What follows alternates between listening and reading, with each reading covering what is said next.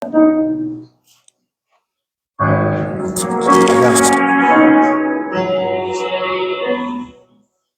grande prière qui monte dans mon cœur, garde ton ciel vers sur moi. Passe pour ta gloire et que ma vie te serve à jamais. Demeure à tes pieds, offrir ma vie en sacrifice, comme un parfum de bonne odeur, qui s'offre à chaque instant, à chaque heure, tant que tu donnes un chant, je te donne des louanges, je promets à chaque instant de te chanter avec tes anges, tant qu'il y a dans la vie. Dans ce corps mortel, on dit, je ne cesserai pas de t'adorer. On peut dire ensemble, je ne cesserai pas de t'adorer. Je ne cesserai pas, je ne cesserai pas, non, de t'adorer. Je ne cesserai pas, je ne cesserai pas de t'adorer. Je ne cesserai pas de t'adorer, je ne cesserai pas. Est-ce qu'on peut monter ensemble, de t'adorer, je ne cesserai pas,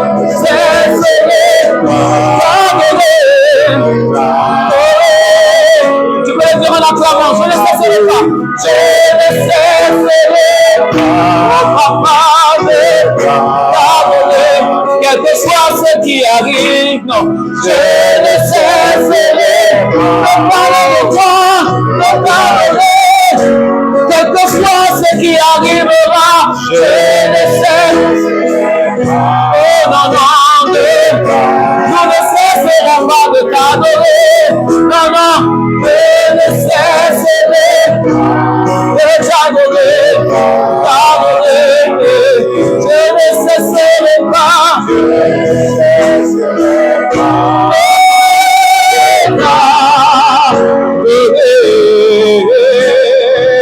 nous voulons t'adorer, Yahweh, nous voulons t'adorer, on peut dire nous voulons t'adorer, nous voulons t'adorer, Yahweh, nous voulons t'adorer, nous voulons t'adorer, nous voulons t'adorer, nous voulons t'adorer, nous voulons t'adorer, nous voulons t'adorer, nous voulons t'adorer, nous voulons t'acclamer, nous voulons t'acclamer, tu mérites la adoration, nous voulons t'acclamer, nous voulons t'acclamer, nous voulons te chanter, nous voulons te chanter, nous voulons te chanter, nous voulons te chanter, chanter, nous voulons te chanter, alléluia. Amen. Applaudissons le Seigneur, alléluia.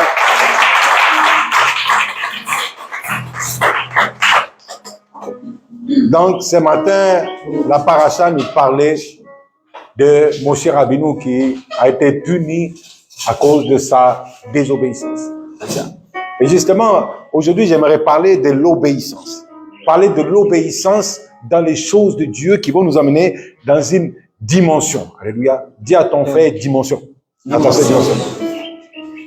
Aujourd'hui, on va parler de comment rentrer dans les mondes, comment pénétrer les mondes, vivre dans les mondes et en même temps transmettre aux autres ce que nous avons reçu.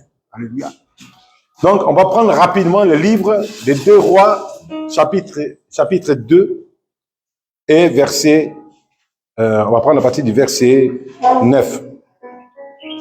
Je lis dans une traduction qui s'appelle la Bible des Chouraki.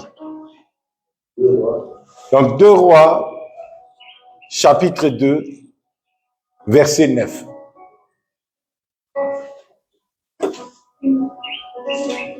C'est bon? Donc, là, c'est traduction Chouraki.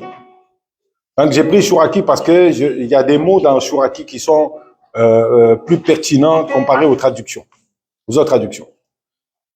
Et c'est à leur passage, Eliaou dit à Élisha, demande ce que je ferai pour toi avant que je sois pris de toi.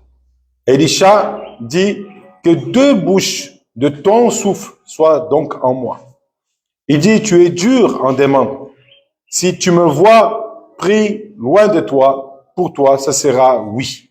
Sinon, ça sera non. Et c'est ceux, ils vont et parlent, et voici un char de feu, des chevaux de feu, séparent les deux. Eliaou monte dans la tempête au ciel. Élisha le voit et clame, mon père, char d'Israël et ses cavaliers, mais il ne le voit plus. Il agrippe ses habits et les déchire en 2 lambeaux. Il ramasse la cape qui était tombée d'Eliaou, il retourne et se tient sur le bord du Jourdain. Il prend la cape qui était tombée d'Eliaou, il frappe les eaux et dit, où est Yahweh Adonai, l'Elohim d'Eliaou? Lui aussi frappe les eaux, elles se divisent là et là. Élisha passe. Amen. Verset 15. Les fils des inspirés qui sont à Jéricho, en face, le voient et disent, le souffle d'Eliaou repose sur Élisha. Ils viennent à son abord, ils se prosternent devant lui à terre. Amen. Amen. Nous voyons que, donc maintenant je reprends un peu dans les traductions, Élisha va voir, était avec Élia, et là, il voit, c'est pendant tout le temps où il a été formé, il voit que dans la bouche d'Élia, il y a la présence de Dieu. Il voit que dans la bouche du prophète, il y a la présence de Dieu. Dis à ton frère, la présence de Dieu. Il voit que dans sa bouche, il y a quelque chose qui sort et qui touche. C'est pour ça que j'ai pris la Bible Chouraki, parce qu'elle est plus textuelle dans la traduction hébraïque. Et donc, il parle de la bouche. Donne-moi deux portions de ta bouche, du souffle qui est dedans. Alléluia. Parce qu'à chaque fois qu'il y a parlé, quelque chose se produisait. Alléluia. Donc, le prophète est quelqu'un qui déclenche les choses. Amen. Le prophète est quelque chose qui amène les choses qui n'existent pas à l'existence. Il vit dans un monde terrestre, mais il vit dans les mondes célestes. Alléluia. Donc, il est entre les mondes comme ça, il joue entre les mondes. Je vous ai appris qu'il y a combien de mondes? 4 mondes. Dieu a créé 4 mondes. Amen. Mais je vous ai dit qu'il y a un 5e monde. Hein? Or, la Torah, il y a combien de livres? 5 livres. 5 livres. Le chiffre 5 est très important. Il nous amène à l'accomplissement de la vie humaine. Alléluia. Donc, quand nous rentrons dans notre accomplissement, quand nous rentrons dans notre bénédiction, quand nous rentrons dans les choses que Dieu a établies pour nous, alors nous allons devenir quelqu'un d'exceptionnel sur la terre. Dis à ton frère, je dois rentrer dans ma destinée. Je dois rentrer dans ce que je dois être. Je ne vais pas être ce que je ne suis pas, mais je serai ce que je suis. Je veux découvrir mon identité sur la terre. Je veux découvrir qui je suis réellement. Pour accomplir maintenant ma destinée. Pour que les gens qui sont derrière moi soient bénis par moi. Eliaou est quelqu'un d'exceptionnel. Il vit une intimité avec Dieu. Si aujourd'hui tu mets Eliaou, on dit que c'est le plus mauvais des pasteurs. Parce qu'il n'a pas d'assemblée. Il n'a pas de synagogue. Il n'a rien. Il est seul, il marche. Et il a galéré, il s'est même trompé avec un premier disciple. Mais quand il rencontre Élisée, il voit qu'Élisée a la même âme que lui. Il dit, ça, voici une mesure que je vais pouvoir mettre. Mon fils, sors un peu de mon champ, s'il te plaît. Besoin. Alléluia. On a besoin des Eliaou pour nous amener dans la réalité de Dieu. On a besoin des gens qui marchent avec Dieu pour nous connecter maintenant à la fenêtre du ciel. Dis à ton frère, la fenêtre du ciel. Je veux me connecter. Je veux être dans la fenêtre. Mais pour être dans la fenêtre, il faut rentrer dans la fidélité. Combien de fois dans ma vie, j'ai vu des disciples qui ont lâché avant. Élie même essaie de décourager. Il teste Élisée. Est-ce que tu vas me suivre? Est-ce que réellement tu es prêt à me suivre? Or, Élisée a compris que l'âme même d'Élie, il y a quelque chose de divin dedans. Il dit, c'est pas possible. Ce maître que j'ai, c'est un maître qui a l'âme même de Dieu. Il a l'âme du Créateur. Il marche avec lui, il sait qu'il est etc. Et quelqu'un qui marche avec Dieu n'est pas forcément accompagné des 50 disciples. Il n'a pas forcément beaucoup de disciples qui vont comprendre qui il est. Amen. C'est difficile de trouver des bons disciples, des bons fils. C'est difficile de trouver des gens qui sont fidèles. Souvent, les gens viennent à toi pour se coller par rapport aux dimensions que tu vis. Mais la fidélité, ils ne savent pas ce que c'est. Ils veulent seulement les dons. Ils veulent seulement la bénédiction. Ils veulent que tu donnes. Il y en a un dernièrement qui m'a appelé. Ah, je veux ci, je veux ça. Je dis, mon ami, il faut aller voir les sorciers, ils vont te donner. Les sorciers. Il veut la voyance. Je dis, ben, pour avoir des voyants. Il y a des voyants partout. Il y a le marabout intel, il va venir te donner la voyance. Et ça, mon ami, nous sommes dans la Torah. Élia était dans la Torah.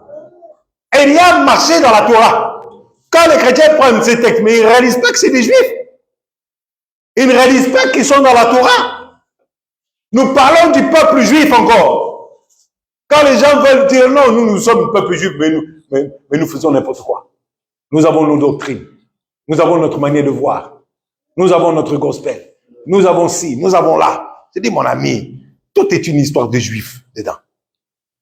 Aujourd'hui, j'ai mis la tenue des Danites. C'est pour honorer mes frères Danites. Parce que ce sont des juifs de Côte d'Ivoire. Alléluia. Mais il y a d'autres tribus juives ici. Alléluia.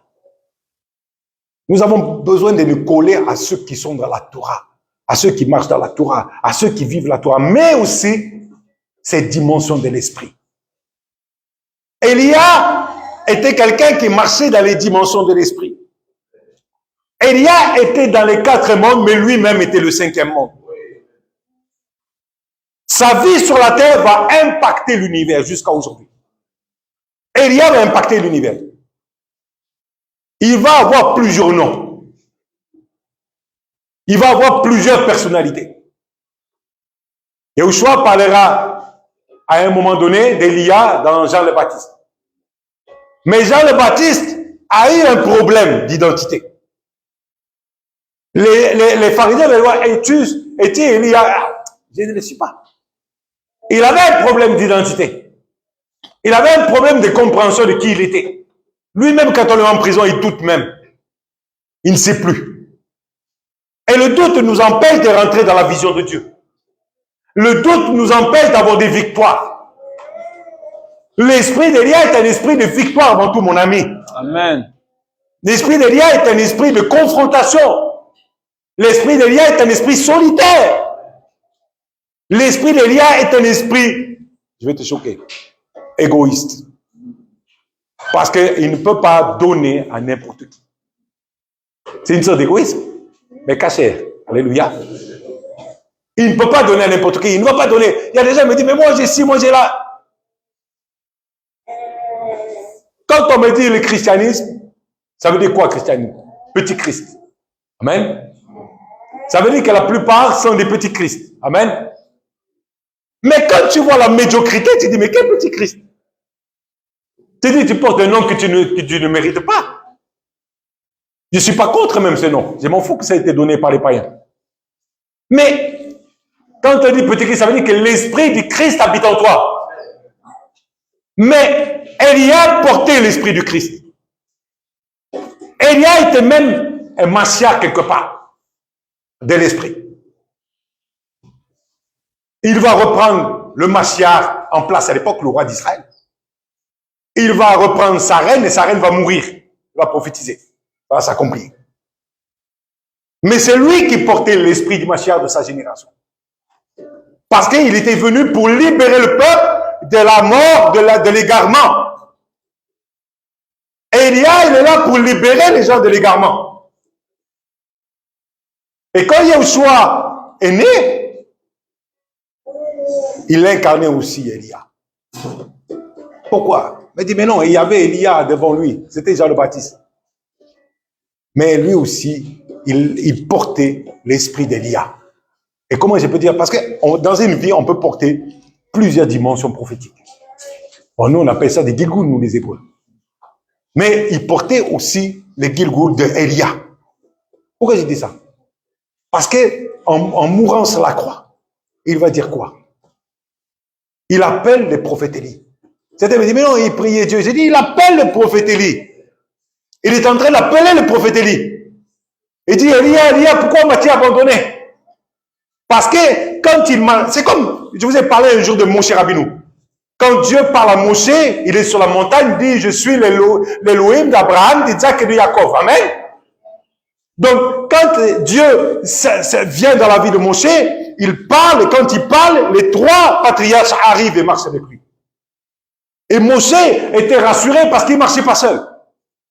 Des fois, tu vois un prophète, il dit non, il est tout seul. Mais il n'est pas seul.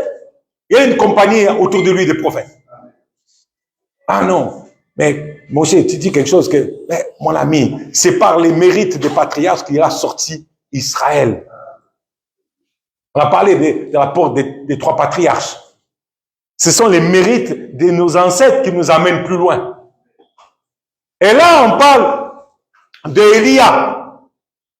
C'est par les mérites d'Élia qu'Élisée va rentrer dans sa destinée.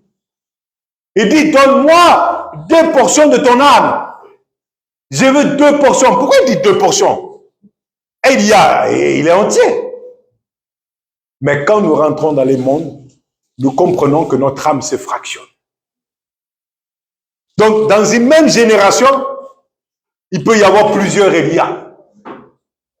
Plusieurs personnes qui sont Élia. Et Yeshua était aussi Élia.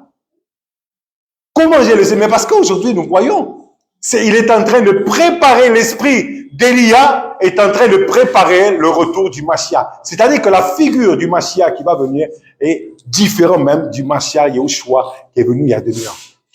Parce que quand il est venu préparer l'humanité pour son grand retour. Alléluia.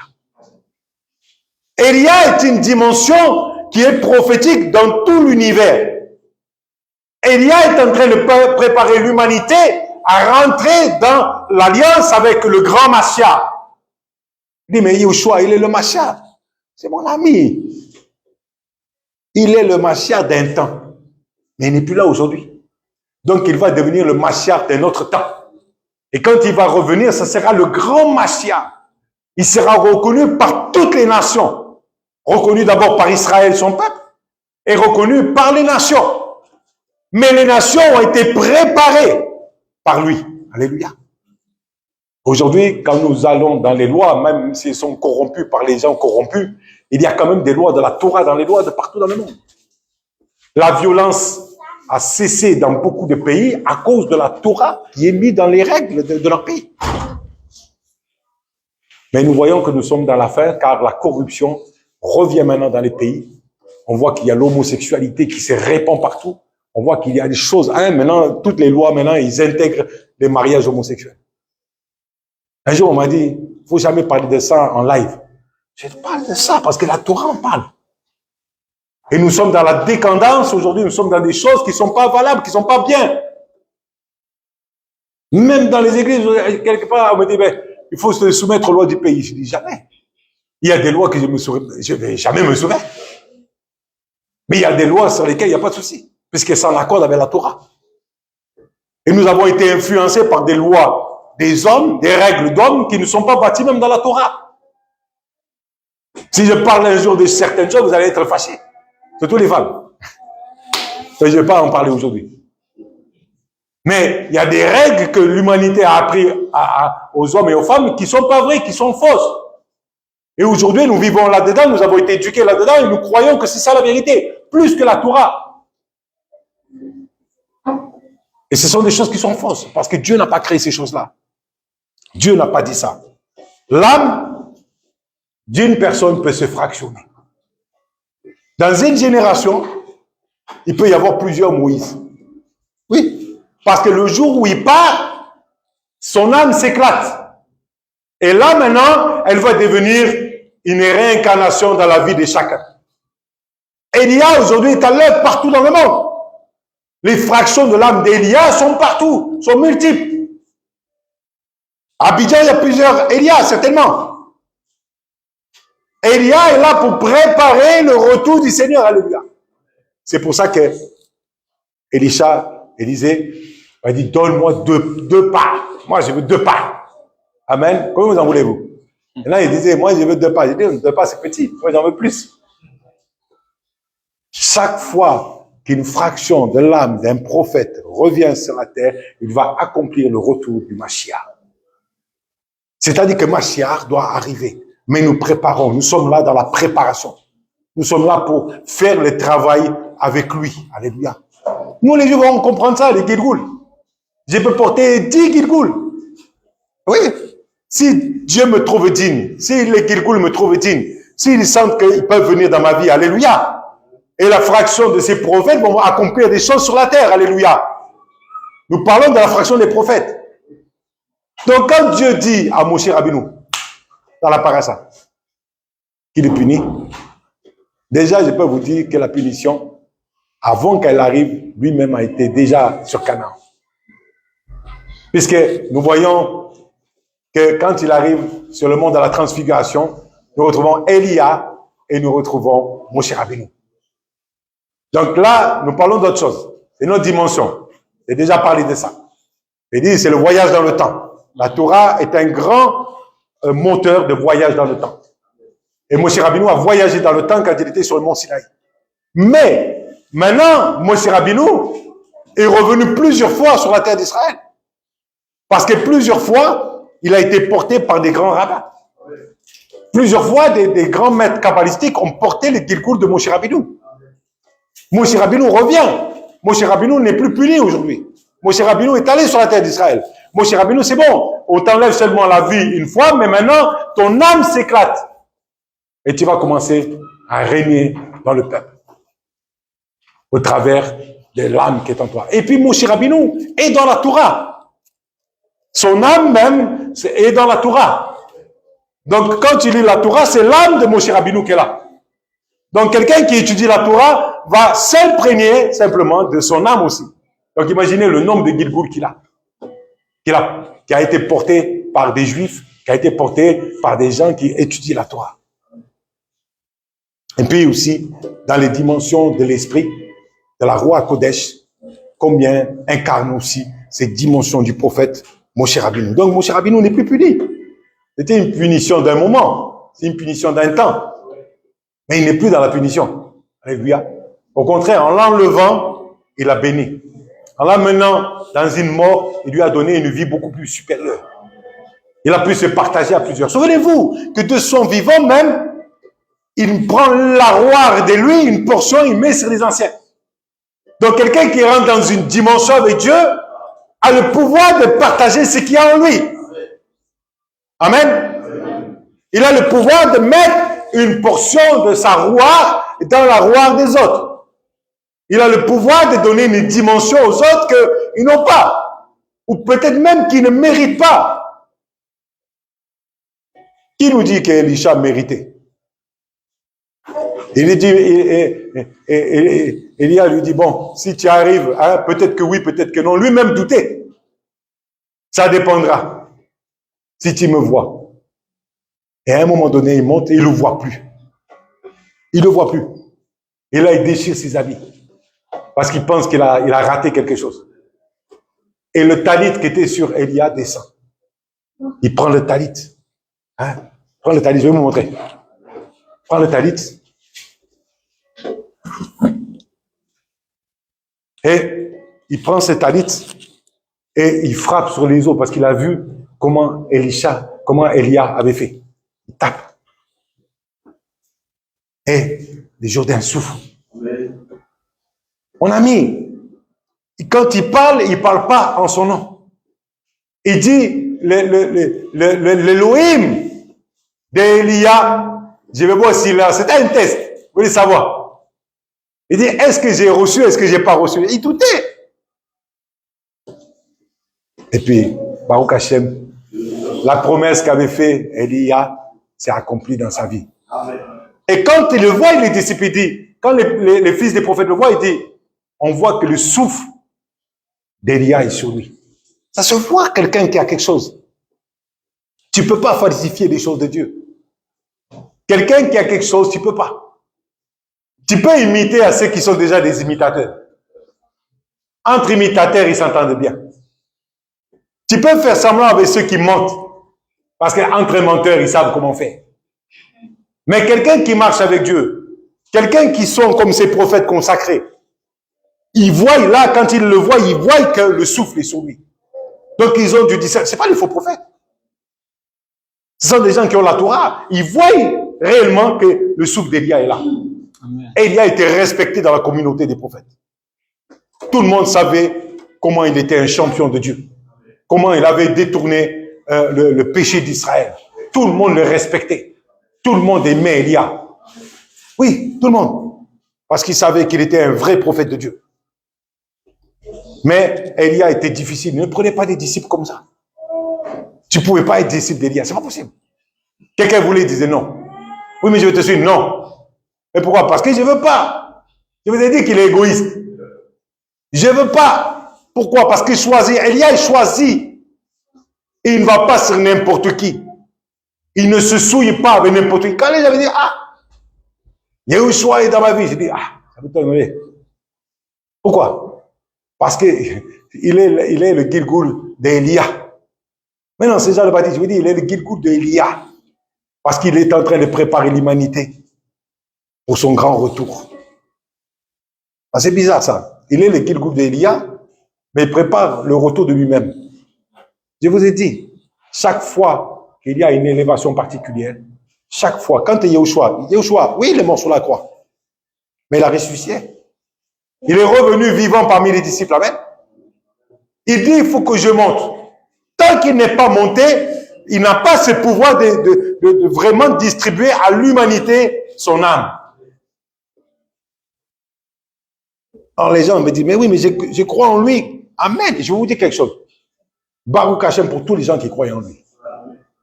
Mais croire en quelqu'un ne veut pas dire que tu es son disciple.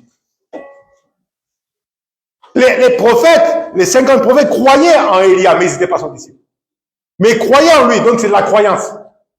Beaucoup de gens croient. Qu'est-ce qu'ils font devant Élia? Devant Élisée, pardon. Quand ils voient l'esprit d'Élia, qu'est-ce qu'ils font? Ils se prosternent. Ça voulait dire que quand Élia était là, il s'est prosterné devant Élia. Il y a beaucoup de gens qui se prosternent devant Élia. Mais Élisée, lui, ne se prosternait pas. Élisée était avec lui, il marchait avec lui. C'est pas pareil. Tous les matins, il entendait les prières de son maître.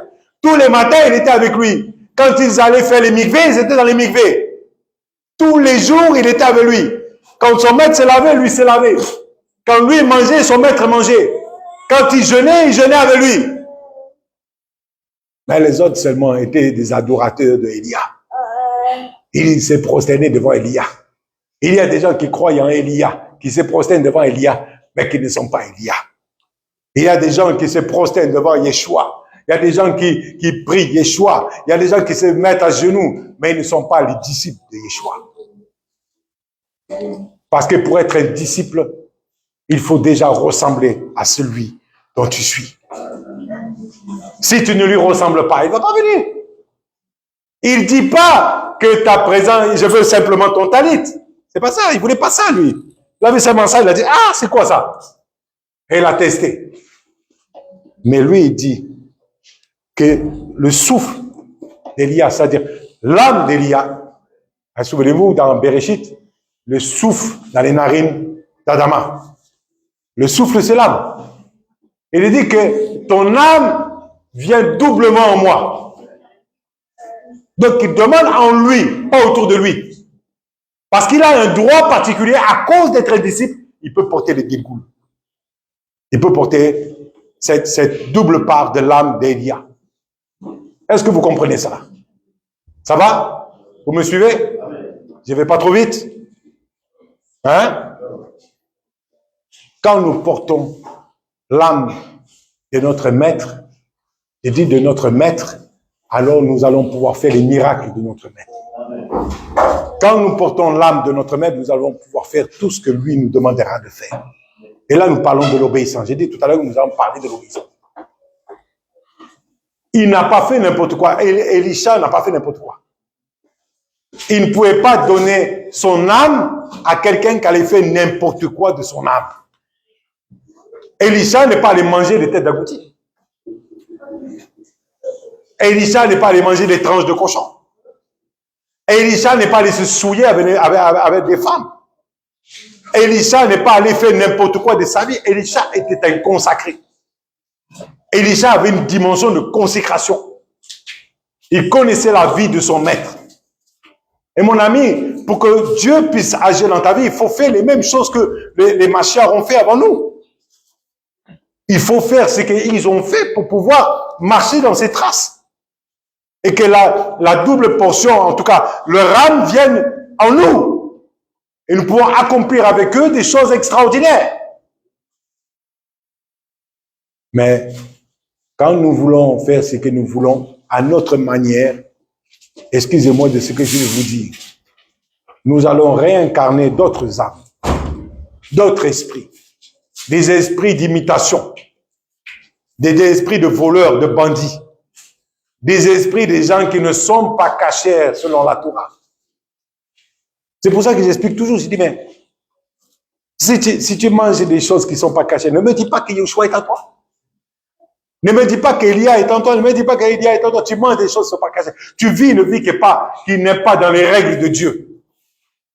Tu ne manges pas dans les mitzvot. Tu me dis que Dieu habite en toi, que Dieu habite en toi. Mais si Dieu habite en toi, alors tout ce qu'il a dit dans la Torah, c'est menteur. Tu fais toi-même Dieu menteur. Or, Dieu n'est pas un homme pour mentir, ni le fils de l'homme pour se repentir. C'est que sa bouche a déclaré, il a compris, non?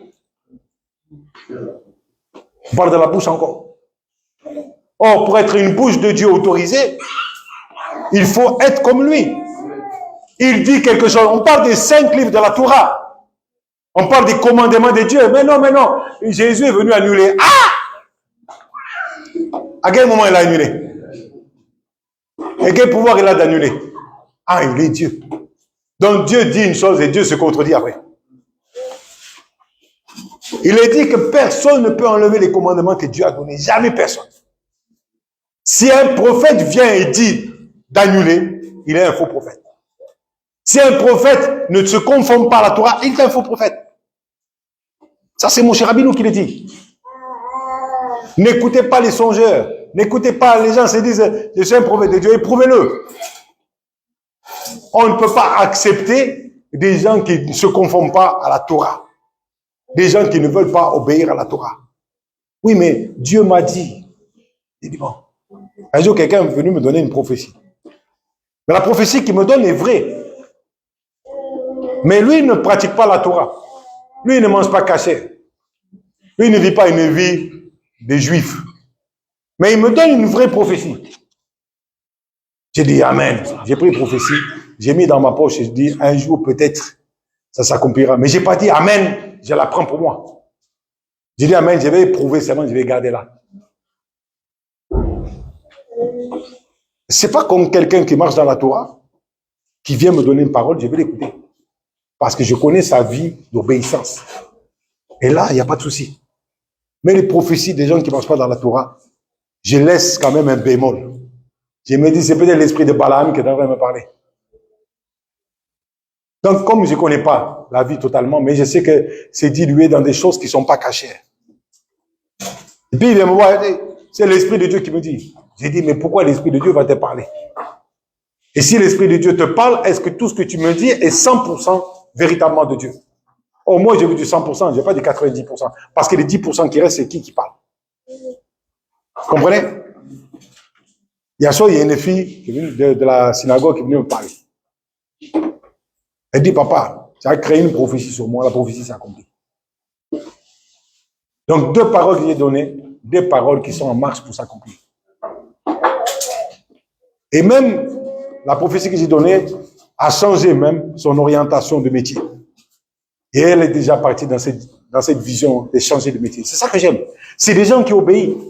Parce qu'une parole de Dieu, elle ne va pas s'accomplir sans toi. Elle va s'accomplir si toi tu es acteur aussi de ta prophétie. Amen. Tu peux recevoir une parole et tu attends, ça ne vient pas. C'est parce que tu es resté en sommeil, tu t'es endormi.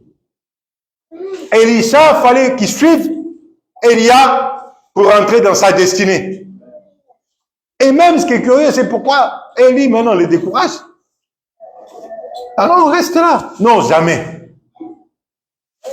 Il y a des gens, ils se découragent vite. Ils rentrent dans le confort. Ils rentrent dans leur bénédiction. C'est fini maintenant. Je suis assis dans la bénédiction. C'est terminé. Or que Dieu veut nous faire aller dans une totale bénédiction. Mais nous sommes des fois réconfortés dans les endroits où nous aimons, où nous sommes bien. Moi, j'ai vécu ça. J'étais bien. Et puis Dieu me dit non. Maintenant, tu continues ton chemin. Mais je suis bien ici. Non, tu pars. Parce qu'il y a encore des dimensions que tu dois encore vivre avec moi. Dernièrement, j'ai fait une prière à Dieu difficile. Je ne vais pas en parler entre moi et Hachem. Une prière difficile. Une prière très difficile. Très difficile. Ce que je demandais à Dieu n'était pas difficile pour moi. C'était difficile pour lui. J'ai dit, Seigneur, je veux ça. Et puis, Hachem a commencé à marchander avec moi. Il me dit, oui, je sais que tu m'as demandé ça, mais je ne veux pas. Et il m'a donné toutes les négociations. J'ai dit, non, je veux ça. C'est ça que je veux. Et j'ai dit, plusieurs jours, hein. Et 2-3 jours, j'ai négocié avec lui. J'ai dit, moi, je veux ça. Tu m'as demandé de faire des choses, j'obéis. Mais moi, je veux ça. Alors, Hachem m'a dit, m'a parlé ce matin même quand j'ai prié. Et redemandé encore ma prière. Il dit, je veux ça. Il m'a dit, je vais te donner ce que tu demandes.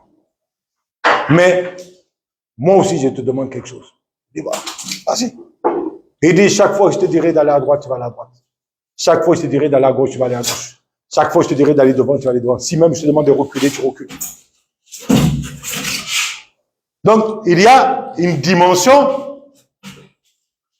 Tu demandes un truc au Seigneur, mais lui, attention, te donne aussi des conditions. Oui, papa, je vais faire. Attention à ce que tu fais. Parce que s'il exauce la prière que tu as fait, alors là,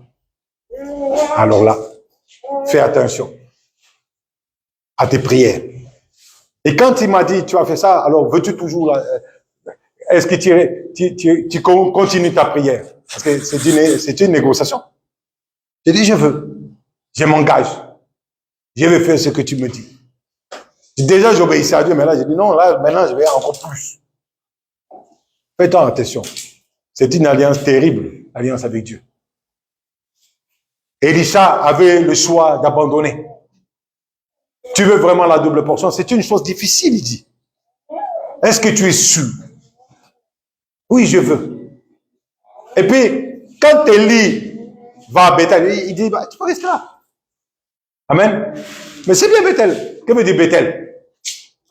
La maison de Dieu. Il lui dit, tu es dans la maison de Dieu. Comme tu es dans la maison de Dieu, tu es bien. Donc, c'est une bénédiction. Il ne laisse pas dans la malédiction. Il lui donne une bonne portion. Alléluia. Il dit non. Il voyait l'âme d'Élia.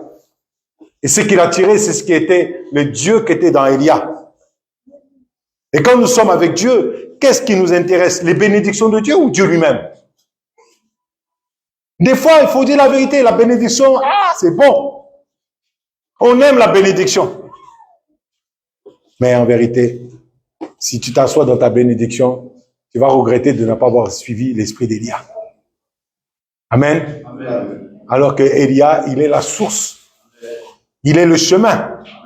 Et maintenant, c'est Yahushua. Mais je viens de vous dire que Yahushua, c'est Élia. Il est le chemin qui t'amène dans les dimensions. Les apôtres, quand ils étaient à Pentecôte, comme ils disent c'est pour que les gens qui entendent, à Shavuot, quand ils sont à la fête de Shavuot, on dit Pentecôte, ils attendent. Et ils attendent quoi? Ils attendent les fractions de l'âme de Yahushua. Sans la fraction de l'âme, ils ne pouvaient pas monter dans ces dimensions. Or, quand nous voyons qu'est-ce qui se passe? C'est un tourbillon, c'est un souffle qui vient. C'est un souffle, il nous est dit. C'est quoi? L'âme de Yahushua, l'âme d'Élia qui vient.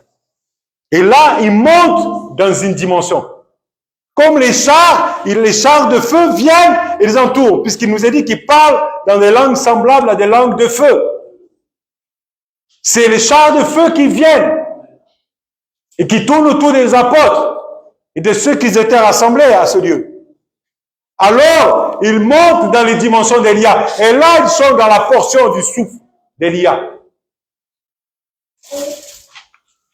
Les apôtres, au moment où ils étaient dans cette chambre haute, n'avaient pas encore reçu l'âme de Yahushua.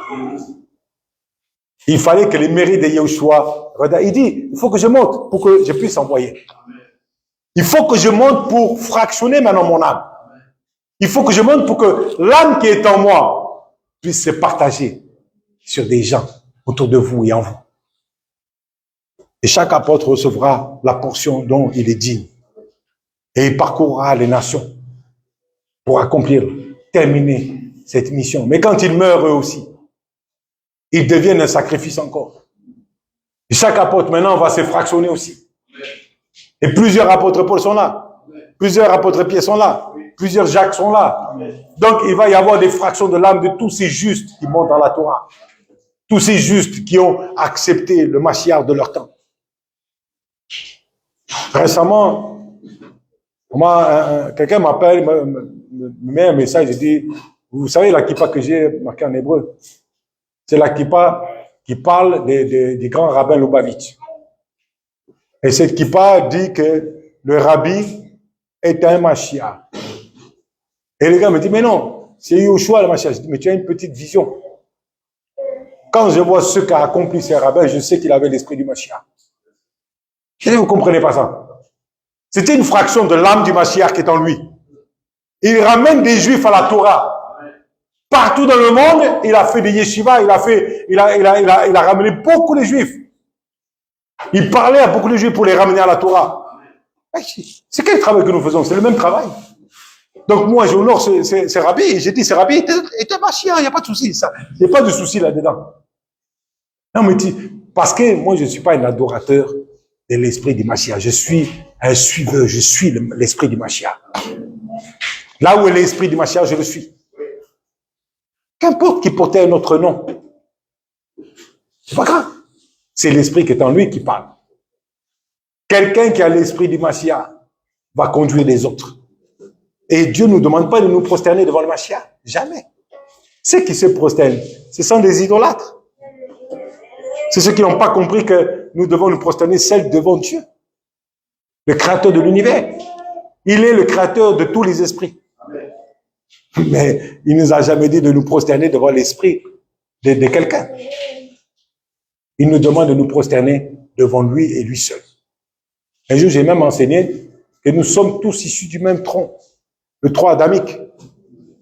Si moi je me prosterne devant quelqu'un qui est le Mashiach, mais qui est du tronc adamique, qui est Adama, je me prosterne devant moi. À quoi ça sert de me prosterner devant moi? J'ai mis idolâtre moi-même. Or, en vérité, Yahushua lui-même disait qu'il est le Fils de l'homme. Amen. Amen. Le Fils de l'homme, c'est quoi? Il est le Fils de l'homme. Il est l'homme, il est l'être humain. Avant qu'Abraham fût, je suis, existé. Ça veut dire qu'il était le premier être humain. Alléluia. Donc, il portait en lui l'âme adamique. Mais je parle du Kensipo, du Kipo, oiseau. Il a été incarné en lui au moment de la mikveh qu'il a fait avec Jean le Baptiste. Mais il n'était pas que ça. Il était aussi Élia. Il était aussi Moshe Rabbeinu. Parce que Moshe Rabbeinu, il était aussi Abel. Parce que lui-même va devenir un sacrifice comme Abel a été un sacrifice. Il incarnait beaucoup de Gilgoul qui nous montrent qu'il était quelqu'un d'exceptionnel. Alléluia. Mais en aucun cas, il était un objet de culte. En aucun cas, il était un objet où on doit se prosterner devant lui. Moi, j'ai défié tout le monde. J'ai dit, montrez-moi dans votre Bible si les apôtres se prosternaient devant lui. Jamais. Il y a il y a deux personnes qui s'est prosternées devant lui. Deux seules personnes. Un possédé. Amen. Et une autre personne possédée. Qu'est-ce qu'elle a fait? Une personne qui était possédée et qui est venue se prosterner devant Yeshua. Il y en a deux. Et elle a pris ses cheveux, elle a pleuré sur les pieds de Yeshua. Elle était possédée. C'était une femme prostituée. Tout son corps était rempli d'esprit, d'impureté. Mais elle vient là et elle demande pardon. Comprenez? Seuls les démons se prosternent devant Yeshua. C'est à cause des démons même qui viennent se prosterner. Mais aucun des disciples ne se prosternait. Aucun des apôtres ne se prosternait devant leur maître. Ils suivaient le maître. Alléluia. Ils suivaient le maître. Quand un maître arrive, tu ne te prosternes pas devant lui, mais tu le suis. Tu respectes la roi qui est en lui.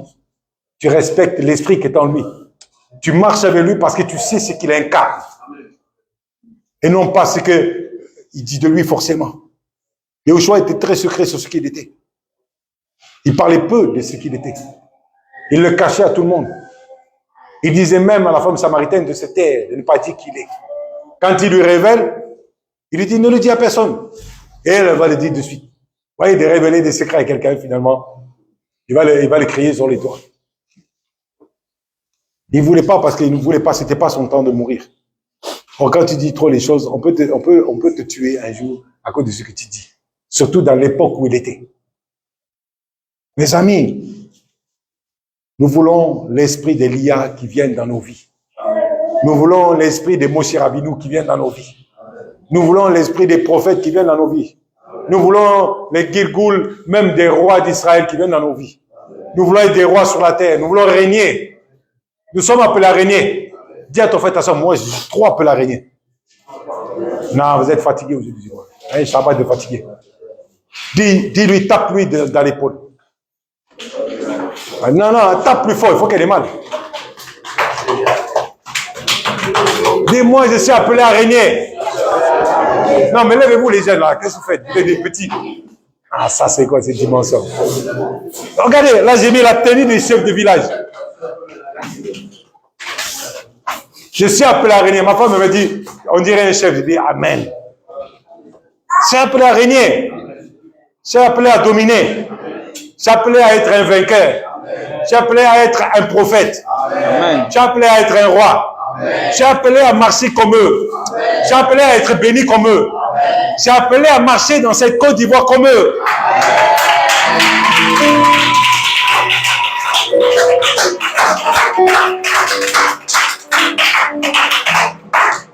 Ta vie doit changer.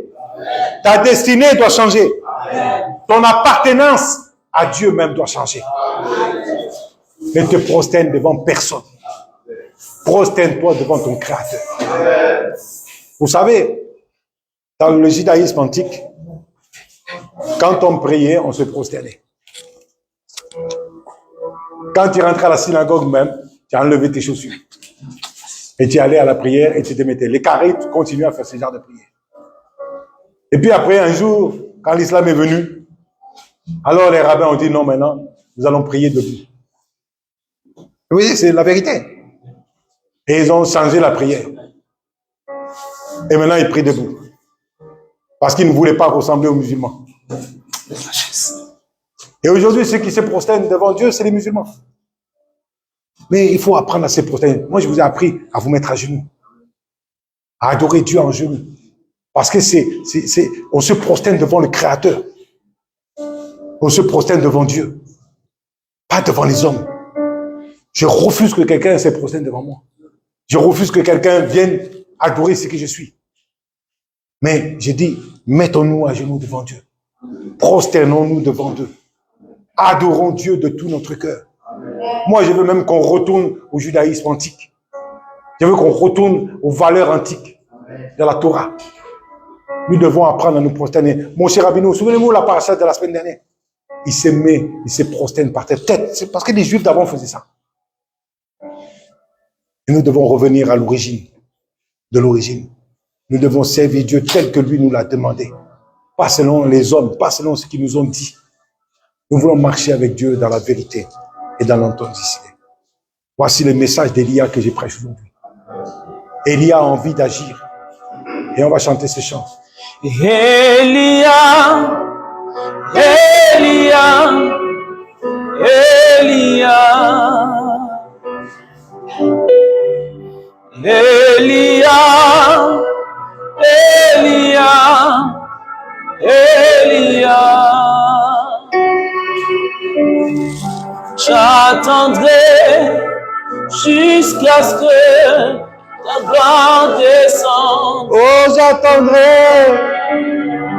J'attendrai jusqu'à ce que ta gloire descende. Oh, Nous chantons Elia, Elia, Elia, Elia. Nous t'adorons Elia, Elia, Elia, Elia, Elia, Elia, nous te chantons Elia, Elia, Elia, j'attendrai jusqu'à ce que ta part descende. Nous attendrons et j'attendrai jusqu'à ce que ta gloire. J'attendrai ta gloire. J'attendrai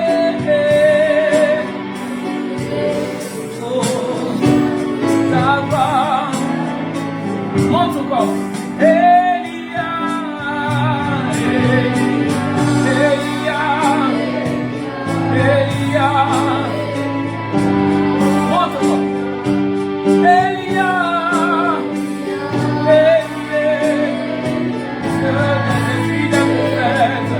nous t'appelons Elia, nous t'appelons, nous t'adorons Elia, Elia, nous t'appelons de tout nos cœurs. Elia, Elia, Elia,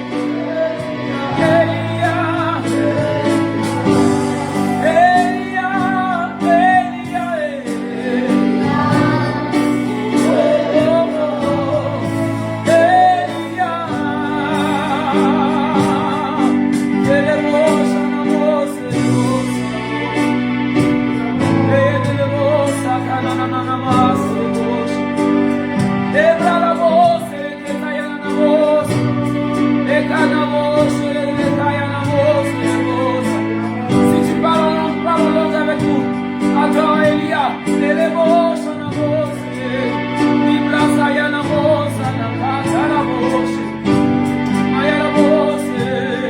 Seigneur, ta parole est là. Yahweh, ta parole est là. Seigneur, ta main nous touche. Ta main nous touche. Amaya la voce, les moches.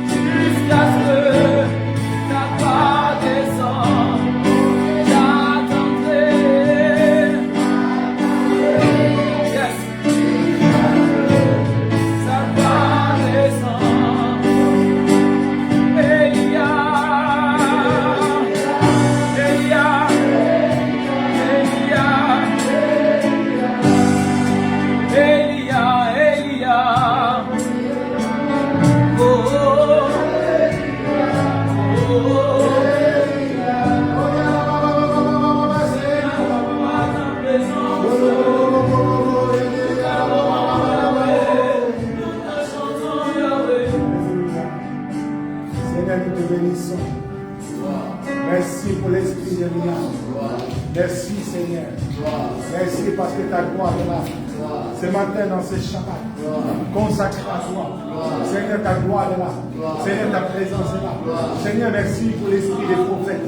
Merci parce que tu nous guides, parce que tu nous diriges, parce que tu nous amènes de gloire en gloire, de victoire en victoire. Seigneur, tu nous donnes la victoire. Seigneur, tu nous donnes la victoire dans toutes nos entreprises, dans tout ce que nous ferons. Alléluia. Seigneur, nous voulons te suivre. Seigneur, nous voulons marcher après toi. Seigneur, nous voulons être après toi. Nous voulons que l'âme, alléluia, du Mashiach vive en nous. Alléluia.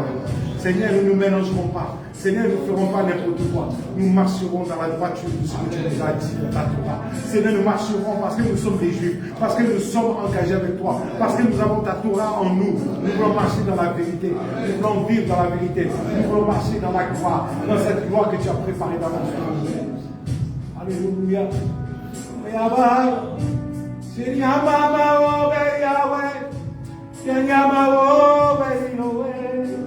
Oh,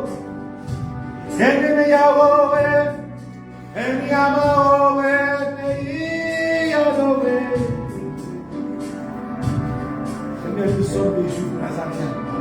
Seigneur, nous sommes des Juifs nazariens. Seigneur, nous sommes des Juifs nazariens. Tu as mis en nous l'esprit de ces premiers apôtres. Tu as mis en nous l'esprit de ces premiers disciples.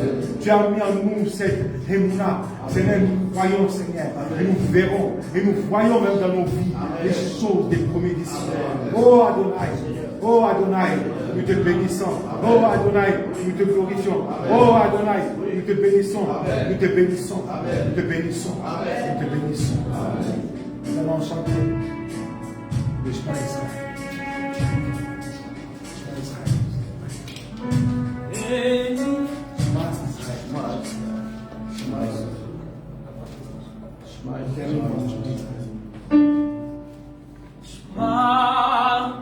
Israel, Adonai Elohenu,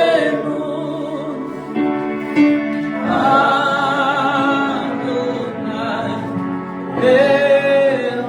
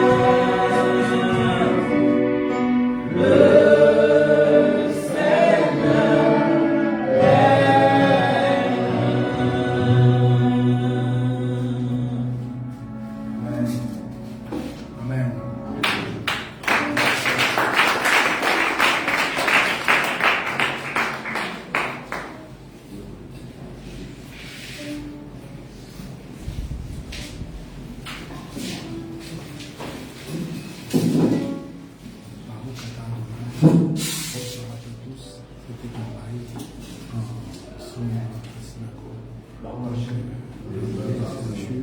Et le son le mouvement Torah Diffusion et l'association Mont Sinaï. Et Hachem vous bénisse abondamment et puissamment.